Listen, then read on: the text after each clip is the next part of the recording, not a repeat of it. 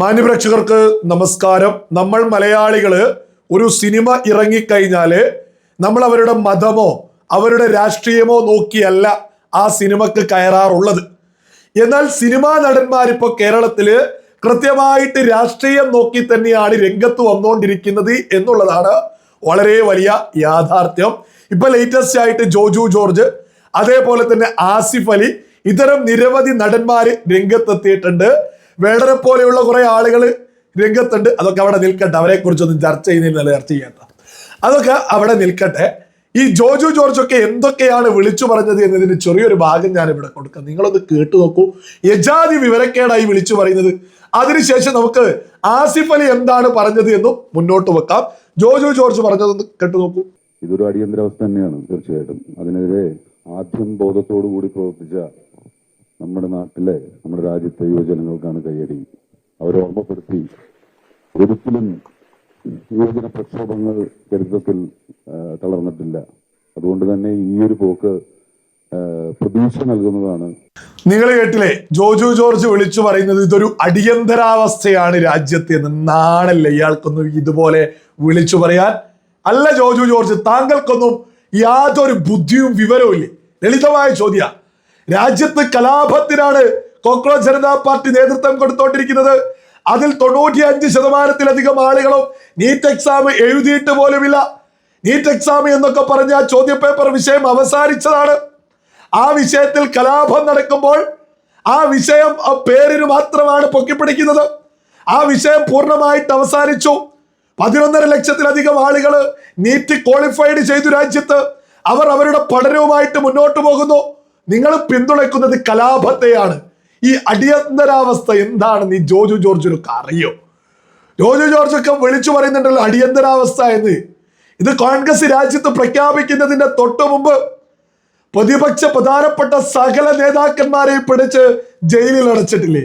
നമ്മുടെ കേരളത്തിലെ കമ്മ്യൂണിസ്റ്റ് നേതാക്കന്മാരെ വേട്ടയാടി ജയിലിൽ അടച്ചിട്ടില്ലേ? കോൺഗ്രസിനെതിരെ ആര് ശബ്ദിക്കുന്നോ അടിച്ചൊതുക്കി പോലീസ് സ്റ്റേഷനിലേക്ക് കൊണ്ടുപോകുന്നില്ലേ?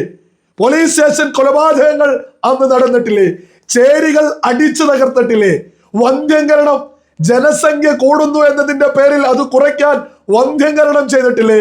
ഇതേ കോൺഗ്രസ് സഞ്ജയ് ഗാന്ധിയുടെ നേതൃത്വത്തില്, ഇതേ സഞ്ജയ് ഗാന്ധി ഒരു പ്രോഗ്രാമിലേക്ക് കിഷോർ കുമാറിനെ ക്ഷണിച്ച സമയത്ത്, പ്രശസ്ത ഗായകരെ ക്ഷണിച്ച സമയത്ത് അത് നിരസിച്ചതിന്റെ പേരിൽ റേഡിയോയിലും ദൂരദർശനിലൊന്നും പ്രോഗ്രാം അവതരിപ്പിക്കണ്ട എന്ന് പറഞ്ഞിട്ടില്ലേ? അത് പരാതിയുമായിട്ട് ഇന്ദിരാഗാന്ധിയുടെ അടുത്തേക്ക് ആ ഗായകൻ പോയ സമയത്ത് ഇനി ശബ്ദം കുറച്ച് വിശ്രമം കൊള്ളട്ടെ, ഇതൊക്കെ ഇതൊക്കെ നടന്ന ഒരു അടിയന്തരാവസ്ഥയാ. യഥാർത്ഥത്തിൽ അടിയന്തരാവസ്ഥ എന്ന് പറഞ്ഞാൽ എന്താണ് എന്ന് ജോജു ജോർജിന് അറിയോ? ജോജു ജോർജ് ഇപ്പോ തെരുവിലിറങ്ങി പ്രസംഗിക്കുന്നില്ലേ? നരേന്ദ്രമോദിക്കെതിരെ പ്രസംഗിക്കുന്നില്ലേ? വേടൻ അവിടെ കിടന്ന് പാട്ടെന്ന് പറയുന്ന എന്തോ വിളിച്ചു പറയുന്നില്ലേ? ഇതൊക്കെ തന്നെയല്ലേ സ്വാതന്ത്ര്യം എന്ന് പറയുന്നത്? രാജ്യത്ത് പാർലമെന്റിലേക്ക് പോലും മാർച്ച് നടക്കുന്നില്ലേ? അത് കലാപമാണ്, അത് സമരമല്ല. ഇവിടെ ജനാധിപത്യ രീതിയിൽ ആർക്കും തെരുവിലിറങ്ങിയിട്ട് സമരം ചെയ്തുകൂടെ? വളരെ ലളിതമായ ചോദ്യമല്ലേ. നമ്മുടെ കേരളത്തിന്റെ തലസ്ഥാന നഗരിയിൽ മണ്ണ് വാരിത്തിന്ന് മുട്ടുകുത്തി നിന്ന് സമരം ചെയ്യാ PSC നിയമനവുമായി ബന്ധപ്പെട്ട്. അല്ല, ഈ ജോജു ജോർജ് ഒക്കെ എവിടെയായിരുന്നു? പിണറായി വിജയന്റെ പോലീസ് രക്ഷാപ്രവർത്തനം എന്ന് പറഞ്ഞുകൊണ്ട് പൂച്ചട്ടി കൊണ്ട് പ്രതിഷേധക്കാരുടെ തല പൊട്ടിച്ച സമയത്ത് എവിടെയായിരുന്നു ജോജു ജോർജ്? അന്ന് പ്രതിഷേധിക്കാൻ കണ്ടിട്ടില്ലല്ലോ.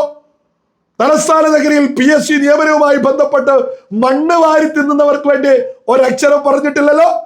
ഇവന്മാരുടെയൊക്കെ സിനിമ കണ്ട് വിജയിപ്പിക്കുന്നത് മലയാളികളല്ലേ? ആ മലയാളികൾക്ക് വേണ്ടി ഒരു അക്ഷരം മിണ്ടുന്നില്ല. എന്നിട്ട് ഇവിടെ അടിയന്തരാവസ്ഥ എന്താണെന്ന് ഈ ജോജു ജോർജിനൊക്കെ അറിയോ? ഇവിടെ ഒരു അടിയന്തരാവസ്ഥയിൽ രാജ്യത്തിന്റെ % കുറച്ച് ആളുകൾ കലാപത്തിന് തലസ്ഥാന നഗരിയിൽ ഇറങ്ങി എന്നതിലപ്പുറം ഈ രാജ്യത്ത് ഒരു ചുക്കും സംഭവിച്ചിട്ടില്ല. ജോർജു ജോർജ് ഒക്കെ പറയുന്നുണ്ട് ഇതൊരു പ്രതീക്ഷയാണെന്ന്.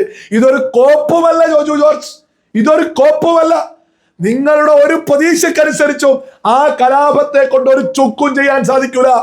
അതിനെയൊക്കെ പ്രതിരോധിക്കാൻ ഇവിടെ ഒരു ഭരണ സംവിധാനമുണ്ട്. ഇവിടെ ശക്തമായ ഒരു ഭരണ സംവിധാനമുണ്ട്.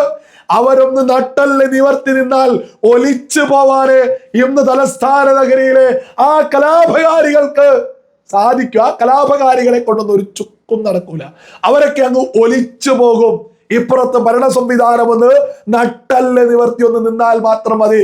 അടിക്ക് തിരിച്ചടിയുമായിട്ട് BJP രംഗത്തെത്തിയാൽ ഒലിച്ചു പോവാന് ഇവിടെ ഈ പറയുന്ന കോക്രോച്ച് ജനതാ പാർട്ടിക്കാരുള്ളൂ. അവരൊരിക്കലും വിദ്യാർത്ഥികൾക്ക് വേണ്ടിയല്ല, അവർ കലാപമാണ്. നമ്മുടെ രാജ്യത്തെ ഭരണത്തെയാണ് അട്ടിമറിക്കാൻ ശ്രമിക്കുന്നത്. അതേപോലെ ആസിഫ് അലി രംഗത്തെത്തിയിട്ടുണ്ട്. നമ്മൾ പ്രത്യേകം ഓർക്കണം, നമ്മൾ ആരും ഒരാളുടെ മതം നോക്കിയോ രാഷ്ട്രീയം നോക്കിയോ അല്ല സിനിമക്ക് കയറാറുള്ളത്. ഈ ആസിഫ് അലിയുമായി ബന്ധപ്പെട്ടൊക്കെ കുറച്ചു മുമ്പ് ഒരു വിഷയമുണ്ടായ സമയത്തൊക്കെ ആസിഫ് അലിക്ക് വേണ്ടി മലയാളികൾ ഒന്നടങ്കം സംസാരിച്ചതാണ്. അന്നൊന്നും ഒരു പൊളിറ്റിക്സും ഉയർത്തിപ്പിടിച്ചിട്ടില്ല. എന്നാൽ ഇന്ന് പച്ചക്ക പൊളിറ്റിക്സ് പറഞ്ഞാണ് ആസിഫ് അലിയൊക്കെ രംഗത്തെത്തിയത്. ഇത്തരം ആളുകളെയൊക്കെ മലയാളികൾ പിന്തുണക്കണമോ എന്ന് ഗൗരവത്തിൽ ചിന്തിക്കേണ്ടിയിരിക്കുന്നു. ഡൽഹിയിലും രാജ്യത്തുടനീളവും സമരം ചെയ്യുന്ന വിദ്യാർത്ഥികളും യുവജനങ്ങളും ഈ നാടിന്റെ ഭാവി വാഗ്ദാനങ്ങൾ കൂടിയാണ്. അവർക്ക് പറയാനുള്ളത് കേൾക്കുക എന്നത് ഭരണകൂടത്തിന്റെ ഉത്തരവാദിത്തമാണ്. അവർക്കൊപ്പം അണിചേരേണ്ടത് പൊതുസമൂഹത്തിന്റെ കടമയും. ഇതും എഴുതിയിട്ടിട്ട് ഇയാളൊക്കെ പോയിട്ട് AC റൂമിൽ അങ്ങിരിക്കും. ഇതൊക്കെ കേട്ട് ഇവരെയൊക്കെ പിന്തുണക്കുന്ന ഒരുപാട് ആളുകൾ ഡൽഹിക്ക് വണ്ടി കയറും. സ്ഥിതി എന്താ സംഭവിക്കുക? അവരുടെ ഭാവിയാണ് ഇല്ലാതാവുക. അവിടെ കലാപം നടത്തുന്ന ഒരാളെയും വെറുതെ വിടില്ല കേട്ടോ. ഈ രാജ്യത്തെ നിയമ സംവിധാനങ്ങൾ ഒരാളെ പോലും കലാപം നടത്തിയ, നമ്മുടെ രാജ്യ തലസ്ഥാനത്ത് കലാപത്തിന് നേതൃത്വം കൊടുത്ത് കലാപം നടത്തുന്ന ഒരാളെ പോലും, കേരളത്തിൽ നിന്നൊക്കെ ഈ സമരത്തിന് വണ്ടി കയറിയിട്ടുള്ള ഓരോ ആളുകൾക്ക് പിന്നിലും കൃത്യമായ അന്വേഷണം നടക്കും. ഒരാളെ പോലും വെറുതെ വിടില്ല. അവിടെ നടക്കുന്നത് ജനാധിപത്യപരമായ സമരമൊന്നുമല്ല, അവിടെ നടക്കുന്നത് കലാപ. ഇമാതിരി സിനിമാ നടന്മാർ പലതും വിളിച്ചു പറഞ്ഞ് അവർ AC റൂമിലേക്ക് തന്നെ പോയിട്ട് സുഖിച്ചങ്ങ് ജീവിച്ച് മുന്നോട്ട് പോകും. ഇവരുടെയൊക്കെ സിനിമ കണ്ട് ഒരു പൊളിറ്റിക്സും ഇല്ലാതെ, ഒരു മതവും ഇല്ലാതെ, ഒരു മതവും നോക്കാതെ ഇവരൊക്കെ പിന്തുണക്കുന്ന ആളുകളെയാണ് ഈ ആസിഫ് അലിയും ജോജു ജോർജൊക്കെ വഞ്ചിക്കുന്നത്, പച്ചക്ക് വഞ്ചിക്കുന്നത്. അതായത് ഇത്തരം സിനിമാക്കാർക്കെതിരെ വിവേകമുള്ള മലയാളികൾ ഒറ്റക്കെട്ടായിട്ട് പ്രതിഷേധിക്കണം. കാരണം എന്താണെന്നറിയോ? നമ്മുടെ പുതുതലമുറ, നമ്മുടെ നിഷ്പക്ഷ സമൂഹം ഒരു രാഷ്ട്രീയമോ ഒന്നും തന്നെ നോക്കാതെ ഇവരെ പിന്തുണക്കും. ഇതൊക്കെ ഇവരുടെ സിനിമ കണ്ടിട്ട്. പക്ഷെ ഇവരുടെ നെറികെട്ട പൊളിറ്റിക്സ് ഇവർ ഓരോ സമയത്തും ഇങ്ങനെ വിഷമുറ്റിക്കുന്നത് പോലെ നിരന്തരം ഉറ്റിച്ചുകൊണ്ടിരിക്കും. എന്നിട്ട് ആ പൊളിറ്റിക്സ് അനുകൂലിക്കുന്ന ആളുകളെ ഇവർ ഉണ്ടാക്കിക്കൊണ്ടേയിരിക്കുക. അത് നമ്മുടെ രാജ്യത്തിന് തന്നെ അപകട. ഒരു കലാപം നടക്കുമ്പോഴാണ് ഇവരുടെയൊക്കെ വായ തുറക്കുന്നത്. ലളിതമായ ചോദ്യം, കോക്രോച്ച് ജനതാ പാർട്ടിയെ നിരാഹാര സമരം തുടങ്ങിയ സമയത്ത് ഇവരെ ആരെങ്കിലും നമ്മൾ കണ്ടില്ല. അവർ കലാപത്തിലേക്ക് ഇറങ്ങിയപ്പോ ഇവരൊക്കെ തന്നെ ചാടി വീണിട്ടുണ്ട്. ഇവർ നമ്മുടെ നാടിനോട് ചെയ്യുന്നത് അനീതിയാണ്, ക്രൂരതയാണ്. ഇവരൊക്കെ നമ്മൾ വിവേകമുള്ള മലയാളികൾ ഒറ്റക്കെട്ടായിട്ട് പ്രതിഷേധിക്കണം ഇവർക്കെതിരെയൊക്കെ. കാരണം എന്താ? ഇവരൊന്നും ഒരു രാഷ്ട്രീയവും നോക്കാതെയാണ് മലയാളികൾ പിന്തുണക്കുന്നത്.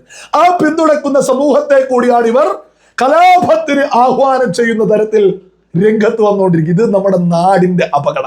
സിനിമാക്കാർ ഇതുപോലെ രംഗത്ത് വരുമ്പോൾ നമ്മൾ വിവേകമുള്ള മലയാളികൾ ഒറ്റക്കെട്ടായിട്ട് ഇത്തരം ആളുകൾക്കെതിരെ ശബ്ദമുയർത്തുക തന്നെ ചെയ്യണം.